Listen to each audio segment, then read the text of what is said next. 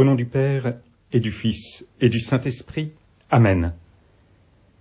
Mon Seigneur et mon Dieu, je crois de tout mon cœur que tu es ici, que tu me vois, que tu m'entends. Je t'adore à genoux devant toi. Je te demande le pardon de mes péchés et ton aide pour faire de mon mieux ce moment de prière. Marie, ma mère immaculée, Saint Joseph et mon ange gardien, intercédez pour moi. Viens, Jésus, viens, Prince de la paix. Il y a quelques années, une jeune femme de ma paroisse vient me voir pour me demander de prier pour son mari. Son mari, depuis quelque temps, est en recherche d'emploi et voilà qu'il passe des entretiens pour travailler dans un casino. Un casino, non pas le supermarché, mais un casino là où les gens jouent de l'argent, avec toutes les questions morales qui peuvent se poser derrière tout cela. Et elle me demande de prier pour qu'il obtienne son travail. Et je lui ai dit que je prierai pour lui, bien sûr, mais que je prierai pour qu'il n'obtienne pas ce travail. Évidemment, elle a été quelque peu déroutée, et la prière a été entendue. Quelque temps plus tard, elle revient pour me parler d'un autre projet pour son mari, me demandant de prier pour lui. Un travail très différent, un beau travail. Et évidemment, j'ai accepté de prier pour lui et il a obtenu son travail. Non pas que ma prière soit plus efficace que celle des autres, bien sûr, mais ce que j'aimerais souligner, c'est que nous présentons parfois nos projets à Dieu en lui demandant de les bénir. Or, ce n'est pas ce que nous demande le Seigneur. Le Seigneur n'est pas là pour bénir nos projets, mais pour que nous réalisions les siens. Ne demandons pas au Seigneur de venir bénir nos projets, mais discernons quels sont les siens. Parfois, nos projets peuvent bien sûr être très bons, évidemment. Et le projet de Saint Joseph, dans l'évangile d'aujourd'hui, le projet de Saint Joseph est évidemment très bon. Il ne veut pas dénoncer publiquement Marie, son épouse, parce qu'avant qu'ils aient habité ensemble, elle fut enceinte par l'action de l'Esprit Saint. Alors, ne voulant pas la dénoncer publiquement, Saint Joseph décide de la renvoyer en secret. C'est son projet à lui. Un beau projet, il prend soin de Marie, il la protège. Cependant, ce n'est pas le projet de Dieu. Ce n'est pas le projet de Dieu, pas de cette manière-là, en tout cas pour protéger Marie.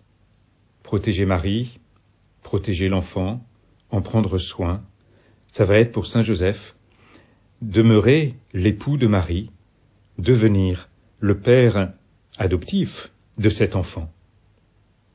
Pour changer son projet, l'ange du Seigneur vient chez lui, apparaît en songe, et lui dit « Joseph, fils de David, ne crains pas de prendre chez toi Marie ton épouse, puisque l'enfant qui est engendré en elle vient de l'Esprit Saint. » Quand Joseph se réveilla, il fit ce que l'ange du Seigneur lui avait prescrit. Il prit chez lui son épouse. C'est admirable de voir la manière avec laquelle Saint Joseph se laisse détourner de son projet initial pour accomplir totalement le projet de Dieu. Quand il se réveilla, il fit ce que l'ange lui avait prescrit. Il n'attend pas, il ne réfléchit pas à nouveau, il ne repèse pas le pour et le contre, il obéit. C'est-à-dire qu'il écoute et met en œuvre ce qu'il a entendu, ce qu'il a reçu. Saint Joseph, aujourd'hui nous apprend, Seigneur, à nous mettre à ton écoute. Peut-être avons-nous dans notre vie plein de beaux projets, plein de bons projets que nous te présentons parfois dans la prière en te demandant de les bénir. Mais peut-être aussi, à certains moments, ne sommes-nous pas prêts à être bousculés dans ce projet pour faire autre chose, pour faire surtout, Seigneur, ta volonté. Non pas comme je veux, mais comme tu veux, dis-tu à ton Père à Gethsémani. Et il en est de même pour chacun d'entre nous. Parfois, tous nos beaux projets que nous te présentons, nous voudrions que tu les bénisses, que ma volonté soit faite. Viens bénir, Seigneur, ce projet que j'ai. C'est pour ton œuvre, c'est pour ta gloire, c'est merveilleux, c'est pour l'évangélisation, c'est pour je ne sais quoi. Mais si ce n'est pas ton projet, Seigneur, cela ne sert à rien. Alors, il nous faut, comme Saint Joseph, nous mettre à ton écoute.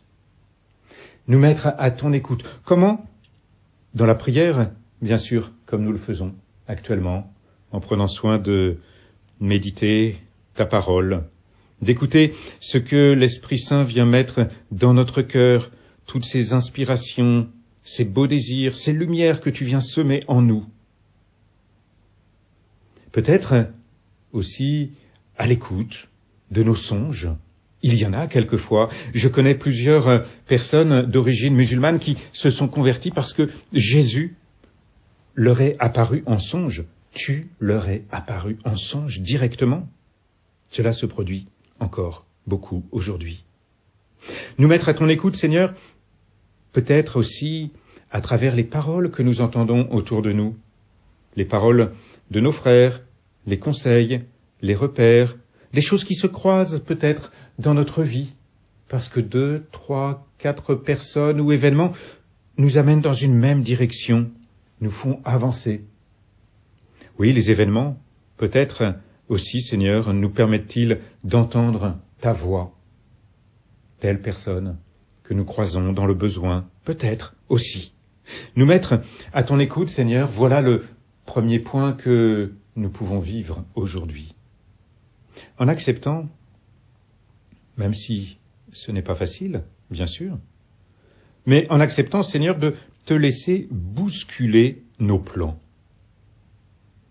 En acceptant que tout ce beau projet que nous avons bâti soit complètement changé, transformé, comme Saint Joseph qui voulait renvoyer en secret la Vierge Marie, tout simplement avec une grande délicatesse, avec beaucoup de discrétion. Accepter de te laisser bousculer nos plans pour faire ta volonté. Non pas ma volonté, mais la tienne. La Vierge Marie, d'ailleurs, qui est enceinte par l'action de l'Esprit Saint, est aussi un formidable modèle. Elle accueille le projet de Dieu dans sa vie avec une simplicité déconcertante. Que tout se passe pour moi, selon ta parole. Quelle disponibilité à l'œuvre de Dieu! Quelle disponibilité à toi, Seigneur! Elle nous apprend, comme Saint Joseph aujourd'hui, à être disponible, à être ouvert à ton dessein, ton plan de salut pour l'humanité. Et la petite place que tu nous donnes dans ce plan de salut, la petite mission que tu nous confies dans ce plan de salut. En faisant des choses merveilleuses, non pas parce que nous les avons choisies, Seigneur, mais parce que c'est ta volonté que nous avons discernée. Et alors, avec toi, bien sûr, tout est merveilleux. Car c'est bien ta volonté que nous voulons réaliser, comme Saint Joseph. Parce que nous savons que ta volonté est bonne, parce que nous savons que ton dessein est bon, ton plan de salut pour l'humanité est admirable. Et tu nous intègres dans tout ton projet. Si nous le voulons bien, si nous acceptons de nous laisser bousculer comme Saint Joseph aujourd'hui. Oui, c'est ainsi que Saint Joseph est un homme juste. Joseph, qui était un homme juste, précise l'évangéliste. Oui, il est juste parce qu'il est ajusté à Dieu. Il est ajusté à toi, Seigneur, à ta volonté. Alors bien sûr, nous pouvons dire de Saint Joseph qu'il est un homme juste.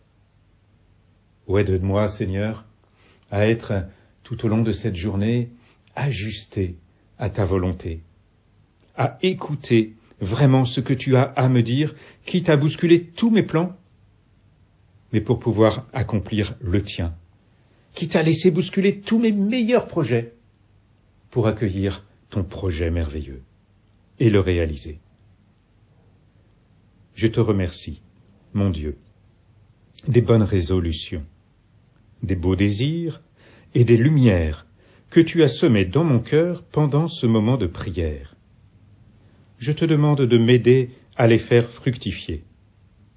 Marie, ma mère immaculée, Saint Joseph et mon ange gardien, accompagnez-moi toujours en chemin. Viens, Jésus, viens, Prince de la paix.